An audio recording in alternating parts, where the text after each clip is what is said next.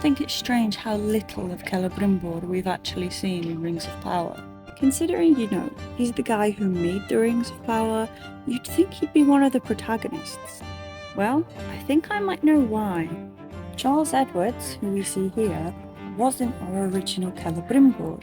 He was a recast. Celebrimbor was originally played by this guy, Tom Budge. He'd actually started shooting and had filmed apparently like 2 episodes before it was decided he wasn't right for the role.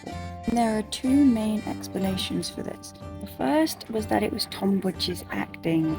Apparently he overacted and had a habit of clacking his rings together, which Amazon didn't feel was right for what they were trying to do. The second theory is that Amazon didn't like the story that the showrunners were going for with Celebrimbor. His original story apparently involved Celebrimbor being into like dark magic.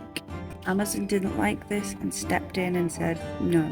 It is the case that they didn't like the whole story. It makes more sense to me that they didn't have time to completely rewrite it and all his involvement with the other characters. So instead they just cut his role down significantly, because rewriting is a lot more difficult than just reshooting, which, since they had the sets there, they had all the actors there, they probably could have done, right? I don't see why they couldn't have got Charlie and done the reshoots. I feel like a mixture of both of these versions is probably most accurate, but it does reassure me that having Celebrimbor have such a tiny role wasn't intentional, because that's been bugging me. Like, he's the main character. As far as I'm concerned, I've always felt Celebrimbor should have been the main character in this, but hopefully it means we'll see a lot more of my boy in series 2.